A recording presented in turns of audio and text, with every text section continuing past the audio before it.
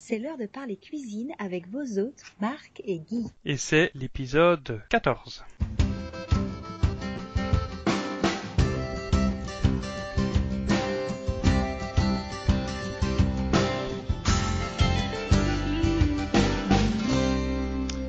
Bonjour et bienvenue sur l'épisode 14 du podcast Parler Cuisine. Bonjour Marc. Bonjour Guy. Alors, je tiens d'abord à m'excuser à l'auditeur qui nous écoute parce que l'épisode 14 normalement avait été enregistré il y a déjà plus d'un mois et au moment où j'ai essayé de le monter, je me suis rendu compte qu'il manquait un bout. Donc on n'a pas pu le publier à temps. Alors on avait prévu de le réenregistrer vendredi 13 novembre 2015, une date qui va rentrer dans l'histoire, non pas parce que c'est un vendredi 13, mais surtout pour les choses horribles qui sont passées à Paris.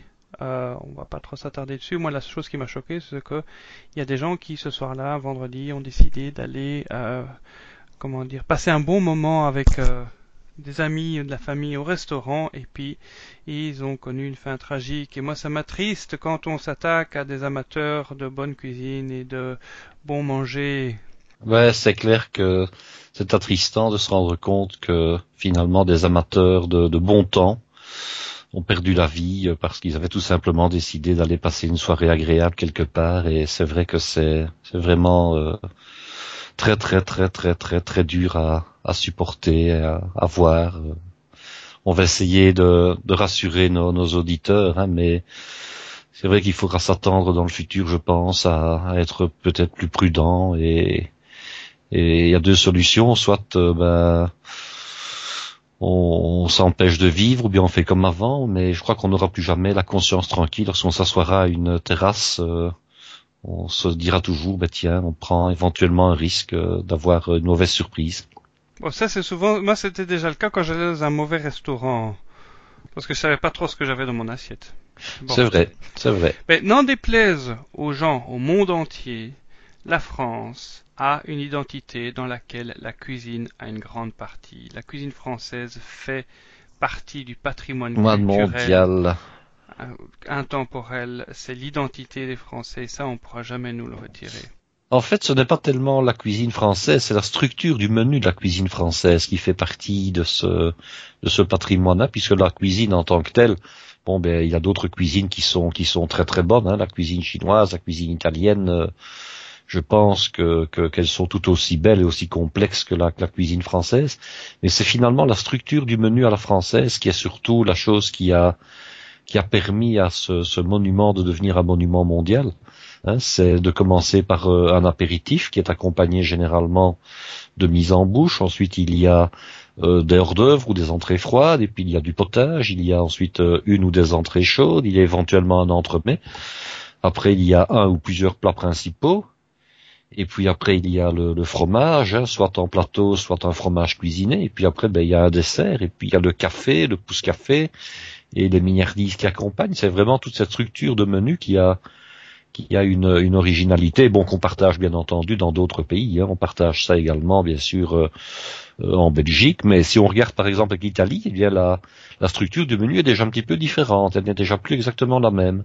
Oui, mais nous nous égarons pas en fait. Non, on s'égare. Voilà. À la base, cette émission faisait la suite à l'épisode 12 qui parlait de la fondue tomate à la portugaise, qui était une façon efficace de conserver ces tomates fraîches qui étaient généralement disponibles dans une quantité très abondante, à un prix très abordable en cette saison. La fondue tomate à la portugaise permettait de la conserver longtemps. Conserver et aussi surtout d'avoir une base qui était disponible très facilement pour toute une série d'usages. Hein. Voilà. Et alors, un autre problème qui se pose et que beaucoup de gens ont, c'est pas comme par exemple, j'achète une barquette de champignons pour faire une préparation, j'en utilise quelques-uns, et puis il me reste le fond de la barquette de champignons, une demi-barquette de champignons qui reste au frigo, qu'on garde pour plus tard, et que finalement, les champignons commencent à prendre une mauvaise couleur, une mauvaise odeur, et commencent à devenir... Et puis on les jette, hein. Et puis voilà, on finit par les jeter. Et moi, ça me fait de la peine chaque fois qu'on jette de la nourriture bonne à consommer, tout simplement parce que moi je pense à tout ce qu'on me disait quand j'étais petit. Pense à tous ces gens qui n'ont pas de quoi manger dans la vie. Et puis oui, surtout c'est de l'argent qu'on jette par la fenêtre. Oui, c'est vrai que pour ça, il y a plusieurs solutions. C'est d'abord de les utiliser à quelque chose, je dirais pour faire un petit repas ou un repas du soir. Je vais prendre un exemple. Il reste des champignons, on les nettoie, on les coupe en quartiers, on les émince, et ensuite on les saute au beurre. Et on peut très bien les conserver quelques jours de plus quand ils sont cuits comme ça au frigo et puis les utiliser par la suite. On peut même également les congeler. Et puis on peut aussi utiliser les champignons et ça c'est quand même fameusement intéressant pour faire une préparation qu'on appelle de la duxelle de champignons. Mais il faut en avoir un petit peu plus que 2-3 évidemment. Si on a que 2-3 champignons, là par contre, ce sera un petit peu faible en quantité. Mais c'est vrai que c'est une préparation qui ressemble un peu, je dirais dans ses buts. À la fondue de tomate à la portugaise, c'est finalement de concentrer le produit. En fait, une tomate, elle contient 90% d'eau, un champignon aussi, et réaliser une duxelle de champignons, c'est finalement réaliser une base, une préparation qui va être utilisée par la suite dans toute une série d'applications quand on a des champignons sous la main et surtout quand les champignons ne coûtent pas cher. Ah oui, alors la première fois que tu m'en as parlé, ça a trotté dans la tête. Et puis que je suis retourné au supermarché, je devais acheter les champignons, j'avais la barquette de 500 grammes à 89 centimes et la barquette d'1 kilo à 1 euro. Et là, t'es tenté de prendre la barquette d'1 kilo, puis tu dis, je sais pas quoi faire. Qu'est-ce que je vais en faire? Voilà. C'est ça que je vais en faire. Et puis après, dire, ah oui, effectivement, Guy m'avait parlé de la duxelle. Est-ce que tu peux me rappeler ce que c'est? Eh bien, la duxelle, c'est une préparation qui est réalisée avec un hachis de champignons que l'on fait cuire avec de l'échalote ou de l'oignon, mais en principe, c'est de l'échalote, un petit peu de vin blanc. Et qu'on va faire réduire sur le feu en mélangeant régulièrement, donc de manière à ce qu'une bonne partie de l'eau de végétation s'évapore. Et finalement, avec 1 kilo de champignons, on va avoir, je dirais à peu près 200-250 grammes de duxelle au final. Donc cette duxelle, on peut en faire des petites portions, donc congeler ça par exemple. Ça dépend évidemment de la taille de son ménage, mais je dirais dans des petits pots ou dans des petits sachets éventuellement. Je dirais de l'équivalent d'une tasse, pour donner un petit exemple. Et quand on les utilise par la suite, eh bien, on peut dégeler comme ça une petite tasse de duxelle et l'utiliser dans toute une série de préparations dont je peux éventuellement vous parler dans quelques instants. Et ça marche avec tous les champignons? Mais, traditionnellement, on le fait avec les champignons blancs habituels, donc les champignons qu'on appelle champignons blancs de carrière. Les champignons de Paris? Les champignons de Paris qui sont en fait élevés qui poussent plutôt dans des crayères, donc dans des carrières, non pas à ciel ouvert, mais dans des carrières fermées. Exactement. C'est notre hommage à Paris aujourd'hui. Voilà, qui se trouvait jadis et sous Paris et dans les environs de Paris. Alors on peut évidemment réaliser ça avec des champignons bruns de carrière, ce sont les mêmes mais qui sont de couleur brune, mais également avec des champignons des bois. Donc on peut très bien faire une duxelle avec des cèpes, des morilles, des pleurotes, c'est peut-être un petit peu moins heureux, quoique. Des trompettes de la mort? Des trompettes de la mort, bien entendu, et surtout éventuellement même mélanger ces champignons entre eux. Bien sûr, la duxelle de cèpe, ça peut être un très très beau, une très belle base pour faire une tarte aux champignons, mais on peut très bien la réaliser avec d'autres champignons, tout en sachant qu'il n'est pas non plus nécessaire de ne mettre que des champignons des bois. On peut par exemple mettre moitié champignons blancs de Paris et puis moitié champignons des bois. Ce sera suffisant pour donner un goût beaucoup plus typé déjà. Donc il n'y a pas de problème, on peut mélanger les champignons entre eux, ça n'est pas du tout interdit. Donc l'intérêt en fait c'est que je prépare ma duxelle qui est une préparation facile et puis directement je peux la passer au congélateur et la garder comme ça 1 an? En principe, on considère que les préparations cuisinées ne doivent pas se garder aussi longtemps. On dit souvent une préparation cuisinée 2-3 mois. Bon, moi, dans ce cas-ci, je crois qu'on peut sans aucun problème passer à 4 ou 5 mois, mais ça n'a vraiment d'intérêt que, disons, pour la quantité qu'on a réalisée, puisqu'on peut la réaliser chaque fois qu'on achète des champignons, ils sont généralement abordables et on en trouve toute l'année. Je parle pour les champignons de Paris, non pas pour les champignons des bois. Quand on veut réaliser une duxelle aux cèpes, évidemment, il faut le faire quand les cèpes sont bon marché, et c'est le cas des champignons à l'automne, bien entendu. Maintenant, certains champignons sont parfois des champignons de printemps, ça existe également. Et ça, il faut suivre un petit peu le calendrier. On peut aussi réaliser la duxelle en partie avec des champignons frais et en partie avec des champignons déshydratés, par exemple. Si on veut réaliser une duxelle de morille, c'est un petit peu dommage de le faire avec des champignons frais. La morille coûte très cher en frais et on est quelquefois déçu parce que la morille a beaucoup de goût lorsqu'elle a été déshydratée et paradoxalement elle en a un peu moins lorsqu'elle est fraîche. Donc la bonne astuce, c'est de faire une duxelle de morille à partir de champignons, donc de morille déshydratés qu'on a réhydratés. Mais à ce moment-là, il n'est pas nécessaire de ne prendre que de la morille. On peut très bien mettre un quart ou un tiers de morille et mettre le reste en champignons blancs de Paris. Et ça sera de toute façon très très goûteux malgré tout. Donc il n'y a pas de problème. Il faut réhydrater tout simplement les champignons quand on a des champignons déshydratés. Je vais poser une question idiote. Non, il n'y a pas de question idiote. Est-ce qu'on peut utiliser les champignons en boîte? Non, ça par contre, c'est pas vraiment indiqué. Ce serait, je ne dis pas que ce n'est pas possible, mais bon, disons que ce n'est pas vraiment indiqué. C'est pas vraiment indiqué. Ok, donc Duxelles, D-U-X-E-2-L-E-S. Venant de Bruxelles, je me dis tiens, c'est à peu près le même nom. Oui, c'est un mot bizarre, hein, Duxelles. Duxelles, oui, ça vient d'où? En fait, ça vient d'un titre de noblesse qui, au départ, est associé à une commune. Hein. La commune s'appelle Uxelles. Et le D avec l'apostrophe, par la suite, s'y est associé pour former le mot Duxelles. C'est ce qui indique qu'il y a un S à la fin, même si la Duxelles est un mot qui est au singulier, puisque la Duxelles est un mot du genre féminin d'un point de vue grammatical, mais s'écrit avec S même au singulier, puisqu'il fait référence, donc, comme je l'ai dit, à cette commune de l'Est de la France.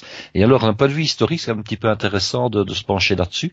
On pense que la duxelle a été inventée par un cuisinier qui s'appelait François-Pierre de la Varenne, et qui, en gros, a vécu au XVIIe siècle, hein, puisqu'il est né en 1618 à Dijon et qu'il est mort 60 ans plus tard.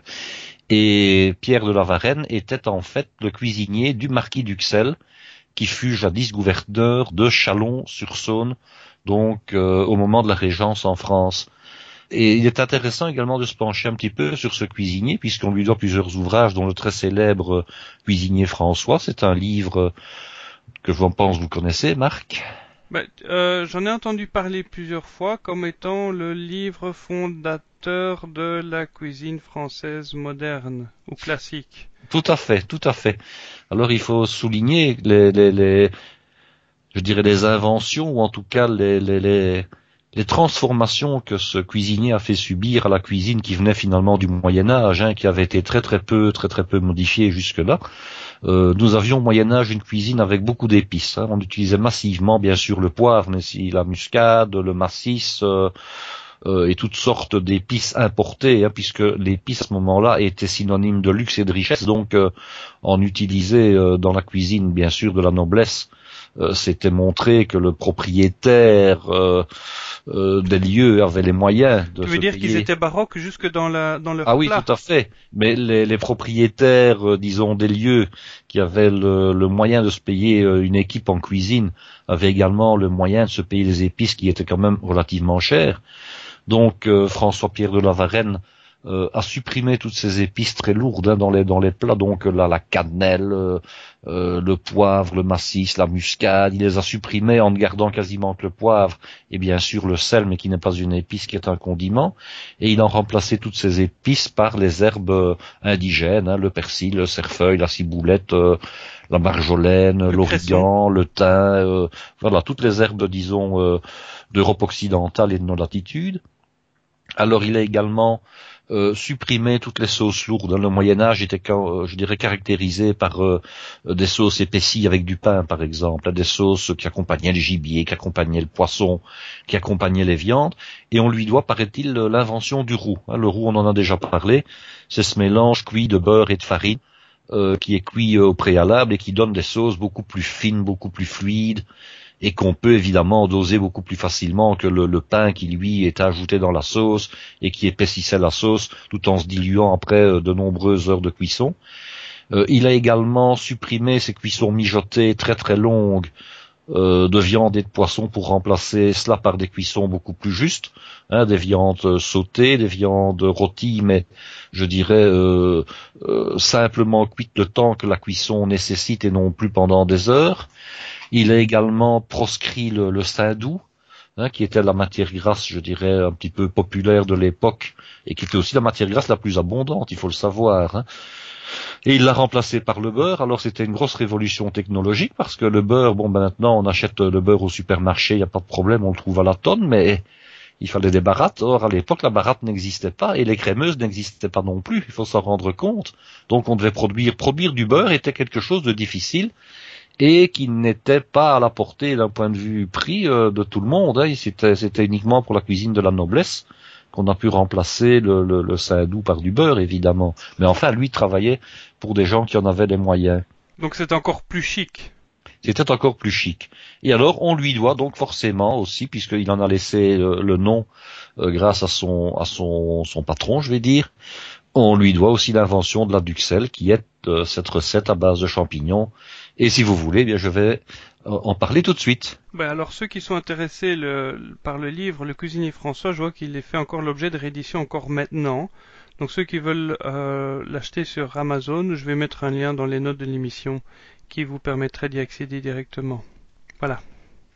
Voilà. Alors, de quoi avons-nous besoin quand on fait de la duxelle? Alors, comme le produit va réduire très fortement en poids et en volume, il ne faut pas travailler avec 500 grammes de champignons. Je crois qu'il faut à la base même pour nos amis qui nous écoutent maintenant, il faut travailler, je pense, avec 1 kilo de champignons au départ, à peu près de 50 à 100 grammes d'échalotes fraîches, du sel, du poivre, bien entendu, un petit peu de matière grasse, du beurre de préférence, et alors un petit peu de vin blanc, je dirais l'équivalent d'1 décilitre, 1 décilitre et demi de vin blanc, pour vous donner une idée des quantités.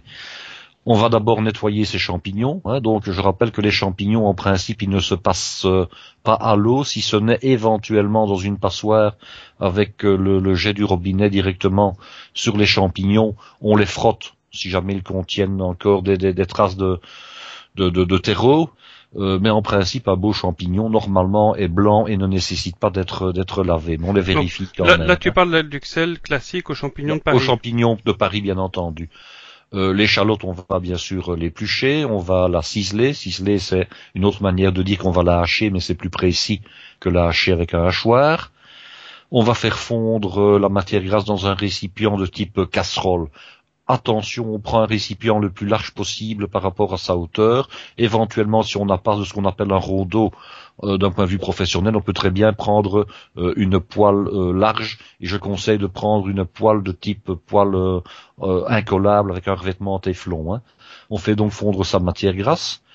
On va ajouter un hachis de champignons. Alors le hachis de champignons, il y a plusieurs manières de le réaliser. Bon, si on n'a vraiment pas d'appareil, ben on le réalise au couteau. Hein, maintenant, hacher des champignons au couteau, ça prend du temps.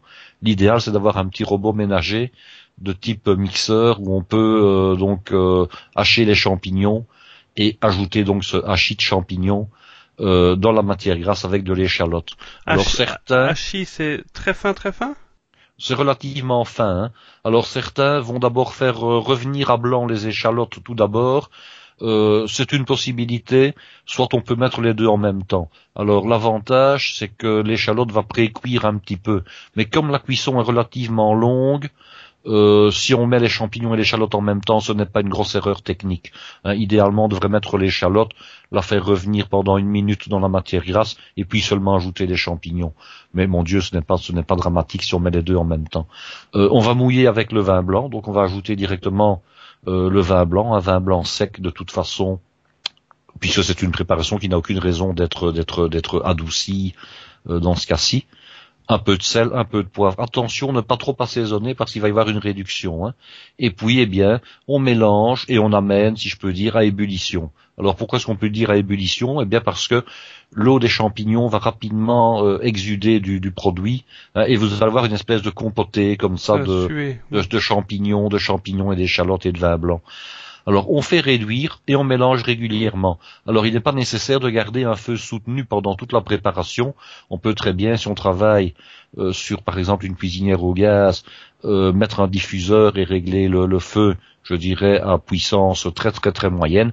Et si on travaille sur un fourneau électrique, eh bien, on fait aussi une diminution à peu près à 1/3 de la puissance de la plaque. Hein.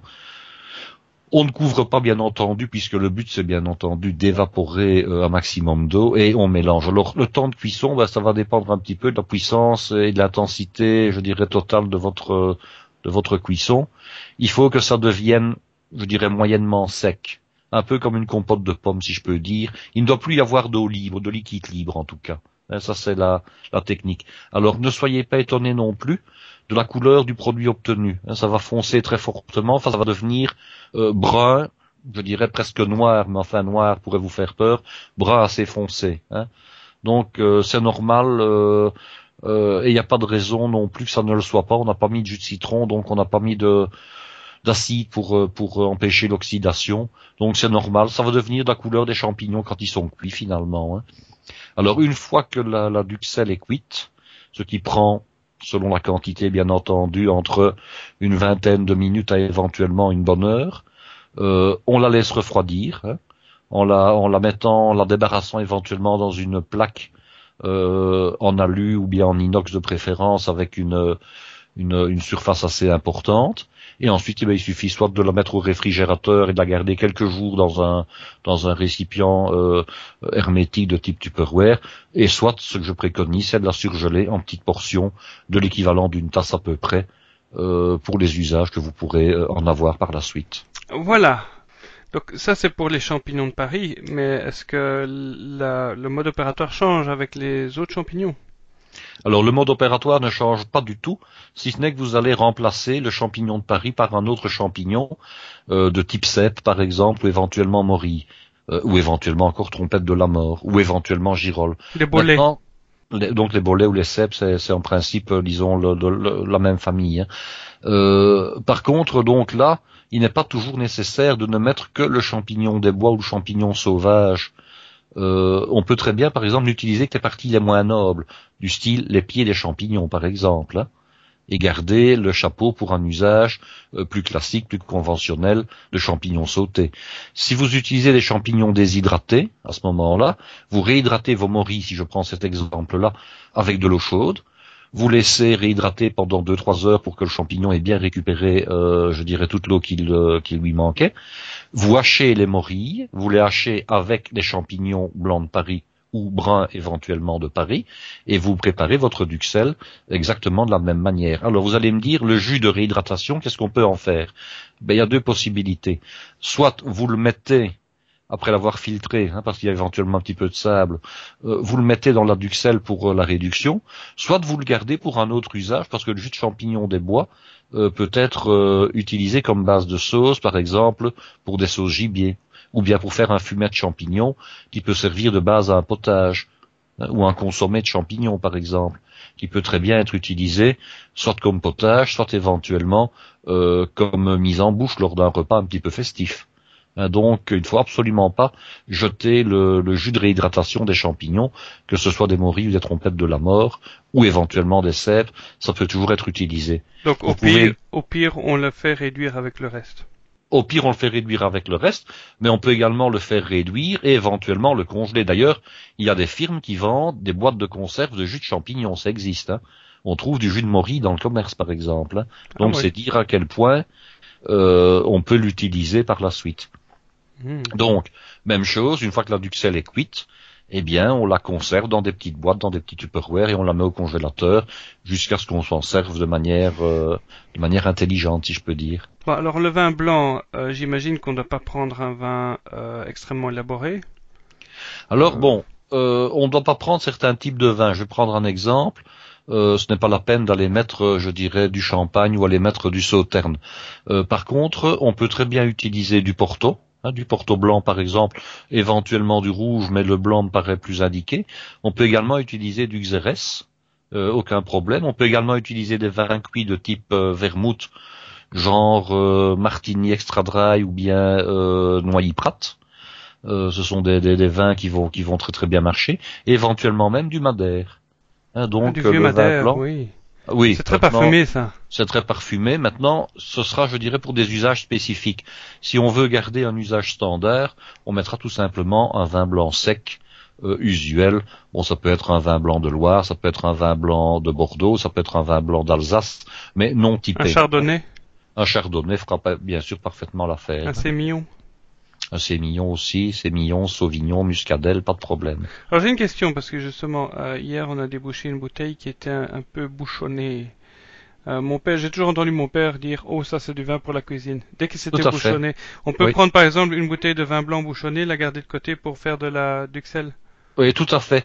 C'est assez bizarre, mais en principe le goût de bouchon disparaît avec la cuisson.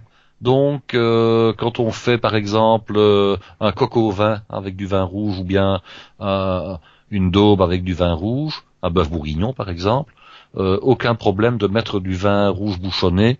Ce goût parasite va disparaître, on ne le retrouvera plus après la cuisson. Même chose pour le vin blanc évidemment. Ce goût va disparaître avec la cuisson, d'autant plus que la cuisson de la duxelle est relativement longue, donc les arômes indésirables de ce type en principe disparaissent et on ne les retrouve pas dans le produit terminé. Voilà, donc surtout pas mettre sa bouteille à l'évier. Non, moi je trouve que c'est un peu bête. À la limite, quand on a un vinaigrier qui fonctionne, on verse la bouteille de vin rouge bouchonné dans le vinaigrier, même chose. Quand le vinaigre sera fait, on ne trouvera plus du tout le goût de bouchon dans le vin qui reste. Hein. Ah, mais moi j'ai eu la farce assez inhabituelle, c'était une bouteille de champagne bouchonnée. Oui, mais je crois que nous étions même ensemble quand ça nous est arrivé. Hein. Oui, oui. Ben, Voilà. ça m'est arrivé pour la deuxième fois là hier. Ah, une deuxième fois. Donc je me dis du champagne, je pourrais faire une duxelle au champagne bouchonnée. Par exemple, pourquoi pas? Pourquoi Ah. pas? C'était bouchonné, oui.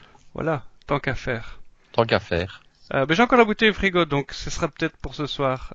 Si je la fais, je mettrai une photo sur le site. C'est une bonne idée. Mais par contre, faut peut-être pas mettre toute la bouteille de champagne non plus, hein. Ah mais non, mais t'en fais pas, je vais d'abord vérifier qu'elle est plus bouchonnée. Ah. Parfois quand tu la laisses ouverte un petit temps. Ça arrive. Quand on laisse s'aère, le vin s'aérer un petit peu, le goût de bouchon peut au minimum s'atténuer. Bon, il y a un risque avec du champagne de l'aérer trop longtemps, c'est que il va perdre ses bulles. Oui. Bon, mais une fois que j'ai ma duxelle, qu'est-ce que je peux en faire? Ah, eh bien, on peut par exemple en faire ce qu'on appelle une sauce de la Varenne. Alors, une sauce de la Varenne, qu'est-ce que c'est? C'est une mayonnaise. Donc, on réalise une mayonnaise tout à fait classiquement, hein, avec jaune d'œuf, sel, poivre, huile. Ou je l'achète dans le commerce? Ou bien on l'achète dans le commerce, mais enfin bon, on peut aussi la faire soi-même. Pointe de moutarde si on aime, même si la moutarde dans la mayonnaise n'est pas classique. Et alors, on ajoute un peu de crème fraîche et de la duxelle de champignons, froide bien entendu. Et on a une mayonnaise, je dirais, aux champignons. On va ajouter un petit peu de persil et de cerfeuil concassé. Et on a la fameuse sauce de la Varenne, qu'on peut par exemple utiliser avec des viandes froides de type viande blanche, hein, par exemple du rôti de porc, du rôti de veau. Va très bien aller avec ce genre de sauce. Hein, ou éventuellement, lorsqu'on fait une fondue bourguignonne, et nous allons arriver à la période des fondues bourguignonnes, hein, puisque c'est souvent une préparation qu'on fait en hiver, au lieu d'acheter de la sauce toute faite dans le commerce, eh bien on réalise tout simplement sa sauce de la Varenne en la faisant soi-même. Excellente idée, ça. Ben voilà. Waouh. Ça, c'est une première idée. Alors, il y a aussi des œufs cocottes. Je ne sais pas si vous savez, Marc, ce que sont les œufs cocottes. J'en ai parlé, rappelez-vous, pour les œufs cocottes à la portugaise il n'y a pas longtemps. En gros, c'est des œufs cuits dans un ramequin au four. Au four, voilà, au four ou bien dans un bain-marie. Alors, dans un bain-marie, dans tous les cas, hein, qu'il soit au four, qu'il soit sur le fourneau. Donc, on prend des petits ramequins, ce sont soit des ramequins en porcelaine, en terre à feu ou éventuellement en verre.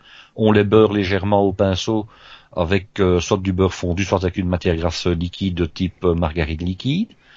Alors, on prend de la duxelle de champignons qu'on a réalisé, on en met une petite cuillerée dans le fond, on l'égalise. Ensuite, on casse un œuf sur cette duxelle de champignons, et puis on remet ce petit ramequin dans un bain-marie que l'on aura préparé en mettant une petite feuille de papier dans le fond pour éviter qu'il n'y ait de l'ébullition qui renverse les ramequins. Et on enfourne dans un four à 160, 180 degrés pendant quelques minutes. Hein. Alors bain-marie, bien sûr, avec de l'eau bouillante, hein, de l'eau chaude. L'œuf doit être, coagulé au niveau du blanc, mais le jaune doit rester liquide. Hein. Attention, il ne faut pas cuire trop longtemps. Et puis on ajoute en garniture un petit cordon de crème fraîche réduite, donc de la crème fraîche qu'on a tout simplement fait réduire, salée, poivrée légèrement, en garniture. Avec ça, des petits croûtons, ou bien éventuellement un petit toast, ou bien tout simplement du pain frais avec du beurre. Et on a une entrée pas chère, voire même, pourquoi pas, un plat pour un repas du soir, à condition de faire ça avec 2 œufs à ce moment-là. Hein. Ça, c'est une autre idée. Alors, une autre idée, c'est de faire un toast genre toast Orloff. Alors, comment peut-on pratiquer? Eh bien, on fait d'abord un canapé. Alors, un canapé, qu'est-ce que c'est? C'est une tranche de pain que l'on a fait colorer dans un peu de matière grasse à la poêle. Matière grasse, soit du beurre clarifié, je vais déjà donner la recette, soit éventuellement l'huile, soit éventuellement qu'une matière grasse de cuisson, donc de nouveau type margarine liquide. lorsque la tranche a été colorée sous les deux faces sans exagération, on va d'abord la tartiner avec de la duxelle de champignons, donc vous avez la recette. Ensuite, vous allez mettre une tranche de jambon braisé que vous allez découper aux dimensions de votre canapé. Et vous allez recouvrir le tout avec un fromage fondant de type cheddar, par exemple, ou gouda jaune, ou bien éventuellement du fromage râpé. Et vous repassez le tout au four, sous le grill, de manière à faire fondre le fromage et à donner un bel aspect à votre gratin. Et autre possibilité, un tout petit peu plus complexe, vous mettez après votre jambon tout simplement une petite couche de béchamel et vous mettez au-dessus de cette béchamel de nouveau du fromage râpé et vous repassez au four. Alors si vous voulez vraiment, je dirais, anoblir votre préparation, au lieu de mettre de la béchamel, vous mettez de la sauce Mornay. Donc la sauce Mornay, c'est une béchamel à laquelle vous aurez ajouté une bonification jaune d'œuf crème fraîche et du fromage râpé. C'est finalement la base de l'appareil à fond du fromage. Donc vous mettez cette couche de béchamel épaisse que l'on appelle Mornay dans ce cas-ci, vous saupoudrez de nouveau de fromage et vous passez au four. Autre possibilité, vous mélangez votre duxelle dans la béchamel finalement. Donc vous mettez, attention, il faut qu'il y ait plus de duxelle que de béchamel. Donc finalement vous mettez l'équivalent de 3 cuillères de duxelle pour une cuillère et demie, 2 cuillères de béchamel, ou éventuellement de Mornay. Vous mettez votre première couche avec ce mélange de béchamel et de duxelle. De toute façon, vous mettez votre jambon, vous mettez votre fromage qui fond et de nouveau vous repassez au four. Donc il y a toute une série de possibilités comme ça. Assez intéressante. Tu parles de sauce Mornay, donc qui normalement permet de faire des fondus au fromage, mais si je mets de la duxelle dans la sauce Mornay, puis que j'en fais des fondus au fromage. On a des croquettes au fromage à ce moment-là, tout simplement. Avec de la duxelle. Avec de la duxelle, croquettes au fromage et aux champignons avec de la duxelle, bien sûr. Une autre application. Une autre application. Alors encore une autre application, c'est de faire, je dirais, un feuilleté chaud.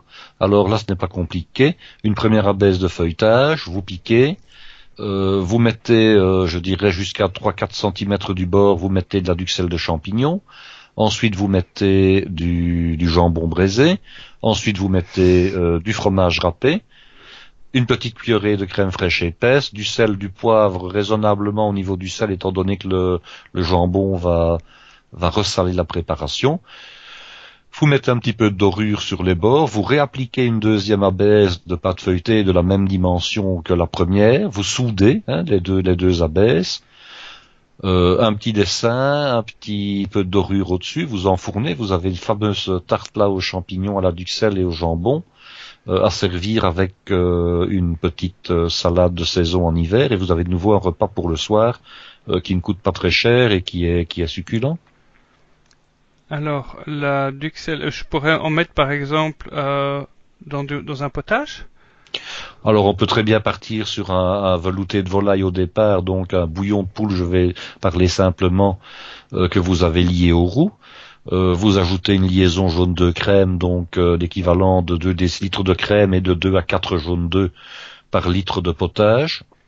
Et puis vous ajoutez quelques cuillerées de duxelle, soit de duxelle de champignons classique, soit éventuellement une duxelle plus typée, comme de la duxelle de cèpe, de la duxelle de morille, de la duxelle, je dirais, trompette de la mort. Et vous avez à ce moment-là un potage, je dirais, aux champignons des bois, très simple à réaliser, il n'y a pas de problème. Un velouté aux champignons des bois. C'est le genre de potage qu'on peut très bien faire, comme on fait maintenant, pour servir en entremets, dans les menus un petit peu longs, genre menu de fin d'année. Donc on ne réalise plus à ce moment-là un potage qui sera réellement servi en assiette ou en bol en quantité normale. On fait un potage un peu plus court, généralement très goûteux, et qu'on sert dans une tasse. On sert à ce moment-là 1 décilitre 25 de potage par personne, dans une tasse bien chaud, avec éventuellement une petite crème fraîche battue au-dessus qui forme un genre de cappuccino. Et on a à la fois, je dirais, une mise en bouche et un entremets assez intéressant pour les fêtes de fin d'année. Mais d'une manière générale, si je rentre chez moi le soir, j'ai envie de me faire un petit potage en sachet, je peux rajouter une cuillère de duxelle par-dedans? Bah, aucun problème, à condition que ce soit un potage qui le permette. Donc, ne pas rajouter une cuillère de duxelles dans un potage tomate ou au pois cassé, par exemple. Hein.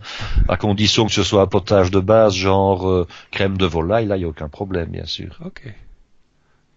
Et puis, Marc, n'oublions pas, il y a notre recette en vue des fêtes de fin d'année, à base de duxelles, Qui est?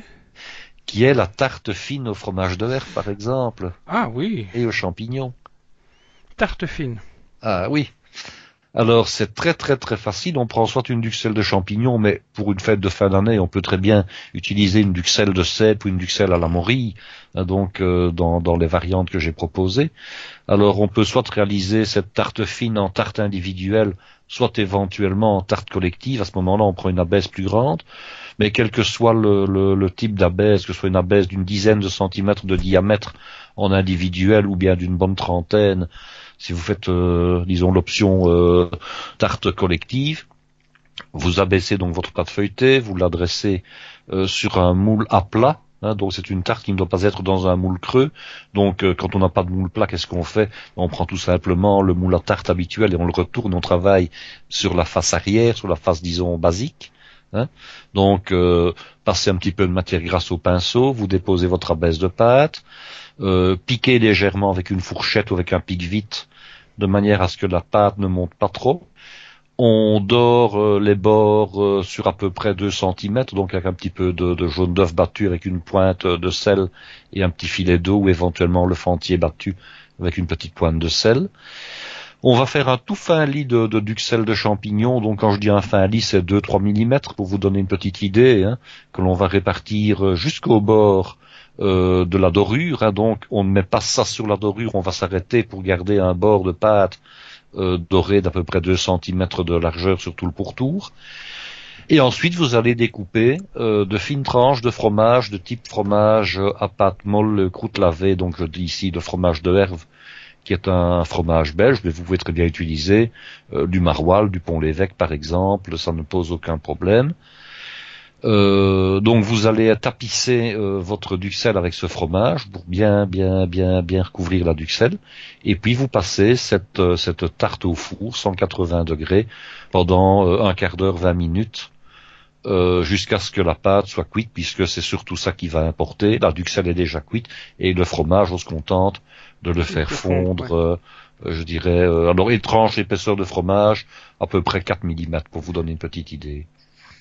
Et donc ça, c'est vraiment une préparation d'hiver. Ça, c'est vraiment une préparation d'hiver, de nouveau à servir soit seul, soit éventuellement avec une petite salade de saison, genre salade de blé avec un petit peu d'endive, avec un petit peu de cerneau de noix, éventuellement petite vinaigrette aux noix ou aux noisettes par exemple. Bon, là, je vais amener un souvenir personnel sur la table, mais ça aurait été une excellente idée d'entrée pour un menu tout tarte, par exemple, où on ferait que des tartes. Donc on ferait... Je ne ferais pas ça comme entrée, je ferais ça comme fromage. Parce que je commencerai à ce moment-là par faire une tarte, par exemple, avec des fruits de mer. Ah oui. Ah oui, hein. Puis on pourrait faire une quiche. On pourrait faire une quiche d'abord avec des fruits de mer, et puis après une quiche ou une tourte dans laquelle on mettrait de la viande, et puis après on termine par une tarte fine avec du fromage à ce moment-là. Voilà, et comme dessert... Une tarte au sucre. Voilà. Ben voilà. Vous avez tout trouvé pour un bon menu à thème. Oui. Oui, bah, tu as parlé de la préparation Orloff, mais Orloff, c'est pas normalement une pièce de viande. Alors Orloff, c'est au départ une pièce de viande. C'est une pièce, généralement une pièce de veau. Alors, il y a le fameux rôti Orloff, mais qu'on peut réaliser également avec du rôti de porc. Donc, on va d'abord cuire un rôti, classiquement, donc rôti au four. Hein. On va le laisser refroidir, on va le couper en tranches. Et ensuite, on va alterner, quand on va reconstituer le rôti, une tranche de viande, une tranche de fromage, une tranche de jambon, et on va tartiner chacune des tranches de viande avec une petite cuillerée de duxelles, de champignons. Hein, donc, on va avoir finalement viande, champignons, jambon, fromage, viande, champignons, jambon, fromage. On va napper le tout avec une sauce Mornay, donc c'est la sauce béchamel enrichie de jaune d'œuf, de crème et de fromage. Et ensuite, on va remettre du fromage râpé au-dessus et gratiner le tout au four. Généralement, c'est le genre de plat qu'on sert également en hiver. On va moins manger ce plat en été quand il y a 35 ou 40 degrés au soleil, bien entendu. Hein. Et on peut réaliser ce plat en version individualisée, À ce moment-là, on travaille avec ce qu'on appelle un grenadin de veau Orloff, donc c'est un steak, finalement, un rump steak de veau, qu'on va d'abord pré-cuire, hein, tout en le gardant, je dirais, vert cuit, c'est-à-dire, on va dire à peine percé à l'intérieur. On va le fendre en deux, un peu en portefeuille, hein, sans aller, j'ai pas dit le couper en deux, je dis simplement le fendre en deux. Et on va mettre à l'intérieur, de nouveau, une petite tranchette de fromage qui fond facilement, une petite tranchette de jambon braisé fumé, par exemple, une petite cuillerée de duxelles. Tu veux dire fendre en deux, c'est-à-dire je coupe comme un hamburger? Non, un burger, ça veut dire qu'il est fendu entièrement. Ici, on va laisser un des quatre côtés attenant pour faire une espèce de portefeuille, okay, oui. un peu comme la farce d'un dossier. Okay. Hein, on va couper sur trois côtés uniquement, en laissant, disons, une espèce de charnière, voilà. Hein, de manière à ce que ça ne se détache pas tout à fait. Maintenant, bon, on pourrait éventuellement le fendre entièrement, hein, ça ne changerait pas grand-chose. Hein. Il suffit de le couper en deux dans l'épaisseur. On travaille de la même manière. On met la tranche de jambon, on met la tranche de fromage, on met la duxelle et on remet l'autre morceau au-dessus. Bah, finalement, si on veut être objectif, ça ne change pas grand-chose à l'affaire. Hein. Le tout, c'est que la deuxième tranche, celle qui va être au-dessus, la deuxième tranche de viande, risque de bouger éventuellement. Bah, qu'à ça ne tienne, hein, on met un cure-dent et puis on l'enlève au moment de servir. Et à ce moment-là, bon, on nappe de nouveau avec de la sauce Mornay, on met du fromage râpé et on repasse au four. C'est aussi un excellent plat de type plat de réveillon. Hein. Le gros avantage, c'est qu'il peut être fait à l'avance, hein, étant donné que ça se réalise en mise en place le matin, voire éventuellement la veille. Ça se garde au frigo, hein, au réfrigérateur, dans un plat. Au moment du service, il n'y a plus qu'à repasser le tout au four pendant un quart d'heure, 20 minutes pour faire réchauffer et gratiner. Et on passe quelques pommes en friture, genre pommes dauphines, genre pommes duchesse, genre pommes croquettes. Et on a, je dirais, un plat de réveillon qui ne demande pas de passer sa soirée au fourneau, évidemment. Hein. Mais ça doit être obligatoirement une viande blanche. Oui, ce n'est pas vraiment ce qu'on fera ni avec du gibier, ni avec une viande rouge. Je peux utiliser par exemple des blancs de dinde. Ah oui, bien sûr. Voilà. On peut très bien utiliser comme variante du rôti de dinde qu'on va découper en rump steak finalement et qu'on va traiter comme s'il s'agissait de veau. Donc on peut le faire aussi bien avec du veau qu'avec du porc, qu'avec du blanc de poulet ou éventuellement de la poitrine de dinde, bien entendu. Voilà, que ça ne déplaise, je peux toujours manger de la dinde à Noël. Voilà. Et on peut aussi, si on veut respecter d'un point de vue religieux certaines je dirais interdictions, on peut très bien remplacer le jambon braisé fumé de porc, bien sûr, par un jambon de volaille braisé fumé. Hein. Ça n'a vraiment pas de problème. Hein. Cool. Ben, il me tarde d'essayer tout ça. Peut-être pas pour le réveillon tel quel, mais tu sais, le réveillon, il y a le réveillon avec les collègues, le réveillon avec les amis, il y a toujours ceux qui s'invitent pour le lendemain du réveillon, le surlendemain, etc. Donc, et puis c'est aussi l'occasion, je n'ai peut-être pas suffisamment dit, mais quand on a réalisé un rôti de veau ou bien un rôti de porc, on ne mange pas toujours tout le rôti dans son entièreté. Il reste parfois un tiers ou un quart du rôti.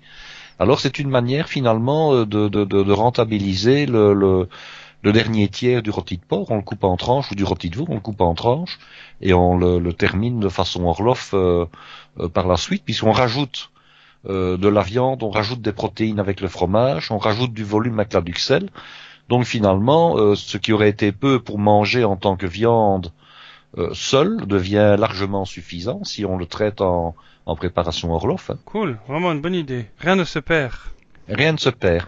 Surtout en cuisine. Alors avec ça, on peut faire une petite sauce brune évidemment.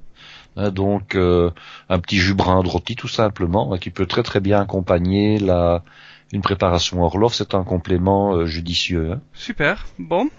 Eh bien, là je crois qu'on a déjà assez pour aujourd'hui. Donc la prochaine fois, de quoi va-t-on parler ? Eh bien, nous allons parler du potage au potimarron qui va nous servir à la fois de potage d'hiver, mais également de base éventuelle pour des recettes d'entrée pour les menus de fin d'année. Potimarron, c'est comme des citrouilles. C'est une variété de citrouille beaucoup plus petite, un petit peu en forme de poire comme ça. Et le gros avantage, c'est que on ne doit pas acheter un tout gros morceau de potiron ou un potiron entier. On achète tout simplement un ou deux potimarrons. Tant qu'on ne les entame pas, ils se conservent assez facilement en température ambiante dans un endroit un petit peu frais. Et on peut également les congeler. L'autre gros avantage, c'est que la peau peut être utilisée, on ne doit pas les éplucher, ce qui est parfois un petit peu fastidieux avec le potiron traditionnel. La peau peut être laissée pour réaliser le potage, ça c'est vraiment un tout gros avantage. Potimarron, un légume qui pousse très facilement chez nous, qui est très méconnu, j'en vois de temps en temps sur les marchés, j'en achète jamais parce que je ne sais pas comment ça se prépare. Eh bien, tu m'en diras plus la semaine prochaine. Ben voilà, nous verrons ça la prochaine fois. Ce qui est bien, c'est avec les graines, on les met dans le jardin et puis il faut même plus s'en occuper, ça pousse jusqu'à l'an prochain, c'est ça? Ah, ça pousse comme une mauvaise herbe, ça, hein, c'est vrai. C'est des bonnes mauvaises herbes, ça. Tout à fait, tout à fait. Rien à voir plus. Donc, si vous avez beaucoup aimé cet épisode, vous pouvez toujours aller laisser un commentaire sur le site parlercuisine.com où vous retrouverez les notes de l'émission. Vous pouvez toujours aussi visiter notre page Facebook, poser votre question là, ou alors si vous avez une question précise à poser à Guy qui se fera un plaisir de répondre pendant l'émission, l'email c'est question@parlercuisine.com. Et puis surtout, si vous voulez vraiment nous faire plaisir, soutenir l'émission, soutenir le podcast en lui-même, c'est d'en parler autour de vous. Vous connaissez quelqu'un qui a un iPhone, une tablette, un smartphone et qui n'a jamais écouté de podcast, tout simplement aller lui montrer en disant « Hey, je connais un super podcast ici, je vais te montrer comment faire pour l'écouter ». Ça nous ferait plaisir et puis ça permettra aux gens d'aller écouter d'autres podcasts tout simplement, parce qu'il n'y a pas que le nôtre. Je vois que les podcasts en français, il y en a qui naissent quasiment tous les jours et c'est avec grand plaisir que je les accueille sur la podcastosphère. Je te remercie beaucoup Guy et puis je te dis à la semaine prochaine pour un nouvel épisode. Eh bien à bientôt et à bientôt à tous nos auditeurs. Et surtout à celui qui nous écoute là maintenant. Voilà, celui qui nous écoute, surtout celui-là. Merci à toi cher auditeur. Au revoir. Au revoir.